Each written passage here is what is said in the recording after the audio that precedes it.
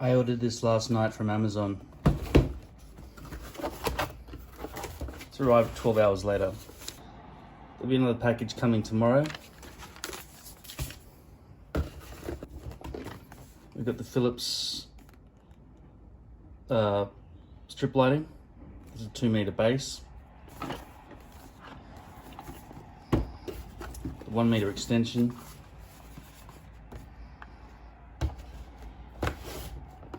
And a motion sensor.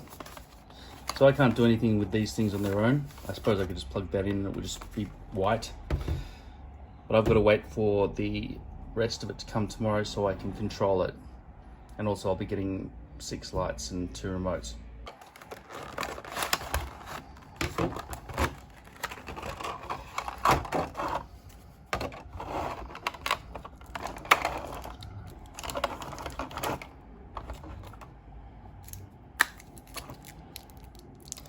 So this will just mount into the outside of this. I'll be placing this up on that wall there. So when I walk in or walk towards the door, this hallway light will come on. That's where one of the light bulbs, the smart light bulbs, will be placed when I receive delivery of that tomorrow. So this sensor here has cost $49. This is the 2 meter base, and that other one is a 1 meter extension. I will need 4 meters, so an extra one of those, so I can get around the entire stove underside, and I'll get another one of these vertically for the inside of the cupboard. Pantry, inside the pantry. A nice rubbery feel to the outside of it.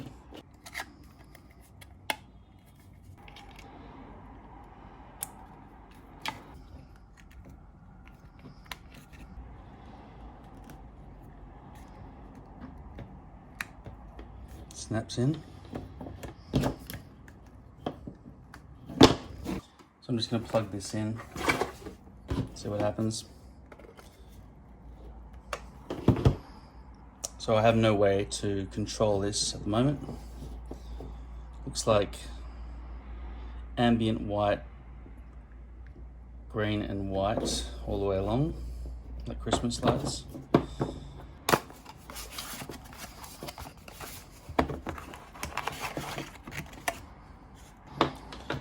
So just looking at the end of it, apparently you can cut the ends off as required.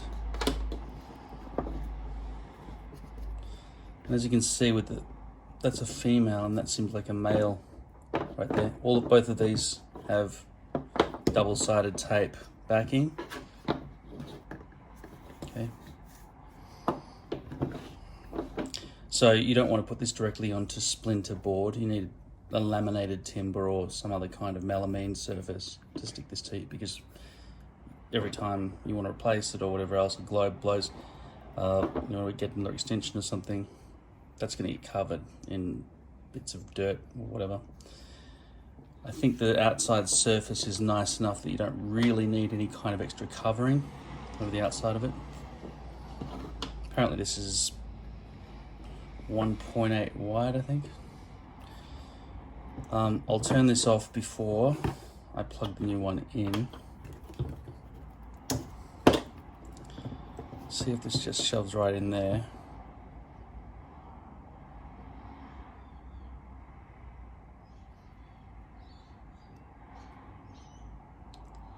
It's fragile though, but straight away they give you the seamless spacing that appears to be approximately the same without any kind of difference. That just seems a little bit dodgy, that connection to me, so I'm just going to maybe read the instructions and figure out what this, for example, and this are for. I think that might have happened because of the wonky line there. Maybe it just happened on its own, I don't know. Yeah, I better read it. Okay, so this is designed to be cuttable. Also, okay, so if you're going around a 90-degree corner, I don't know what they mean by minimum 90 degrees, I think they would mean maximum. You can go there and bend where there is no light bulb, but not where there's a bulb or a join. Also, it's designed to be cuttable, so as you can see all along here, anywhere on both of these strips, there are points at which it's cuttable. See the little picture of the scissors down there? One side is A and one side is B. So when you strap that back together and you use this to attach two cut pieces like that, you can do A next to B, but not B next to B or A next to A. So an A side needs to be pressed in against a B side if you cut off bits and pieces. So the opportunities to cut seem to be there. The first one, and that's the second one. So that length, you have to cut off 1, 2, 3, 4, 5, 6 of these very light ends. 1, 2, 3, 4, 5, 6. Yeah. So that's what that bit there seems for. That is just straightforward, showing you how to press the tape up and that bit there up. This thing here has no explanation, but that's a spare one by the looks of things, whatever the hell that is. Little extension cord, maybe if you want to get a bit through the gut. My intention is that that will go through a hole in the wall and it will start from there. When we come through this wall over here, we would go through a hole in whatever cabinetry exists here. It would go through a hole big enough to accommodate that and come through over on this side, and in here, that's where we would have power points. One for this strip lighting that would go all around there, 4 meters or whatever that is, and a second power point for the vertical one inside the pantry.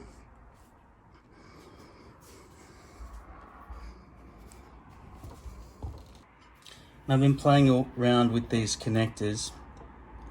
This is male to female, and this is female to female, so I can't see any use for that, given that you're not supposed to reverse the polarities and it won't fit anyway. This end of the base is wide and hard with sealed plastic all the way to this point here that comes to this box, which looks like this. Now you'll note that fits in there perfectly, that socket there, but this extension cord would not fit in there on either side, right? So this has to go into there, as it was. This one here, it's one end, and this is the other end here. I would assume that the exposed end of the main one is female, and therefore this male end of the extension has to go into that hole there. So it's that to that, right? Female to female? No. Male to female? Well, yes, but why would you? Because this is not sturdy in any way. You'd put these, I'm not sure which is the right way up. I see there's an arrow there, but that doesn't really help me. I would say that the up way goes that way. It's exactly symmetrical, so the polarities could easily be reversed. So that's just as flimsy and weak a connection as this. So there's nothing binding this strongly together. That looks very snappable and breakable. It's absolutely feels like it's going to just snap or break at any point. Bending it in any way whatsoever feels like that's going to just bend the metal pieces out and they'll snap off. Okay, this seems fragile. Plug this back in now.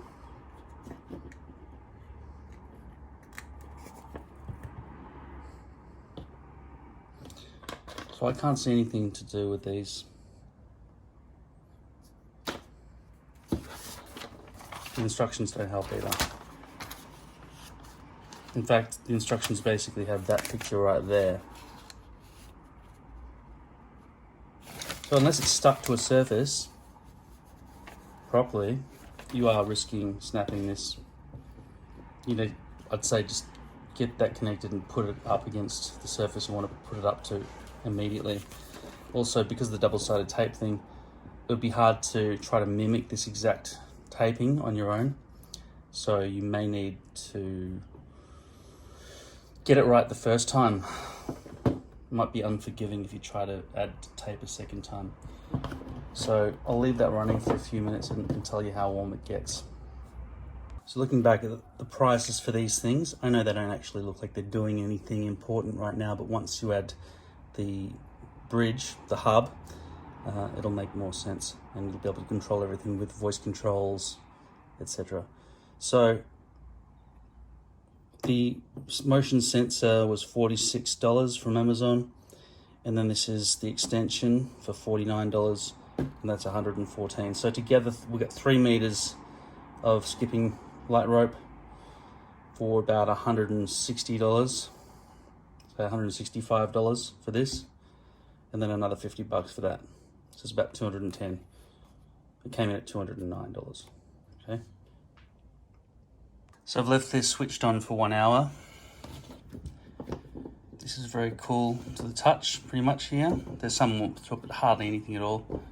And then once I go in here where they've just been touching all against each other, it's quite hot.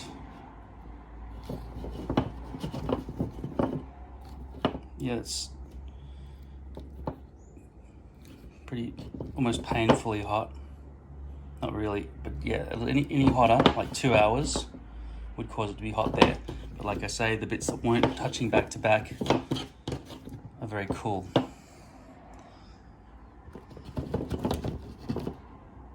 That's not the hottest point. The points that have got lights either side of them are the hottest. So I'm probably melting the glue there. I should turn it off until I want to stick it down. So yeah, like I say, it's the light on the back of another light that's causing it to bank up in terms of heat retention. This is perfectly cool.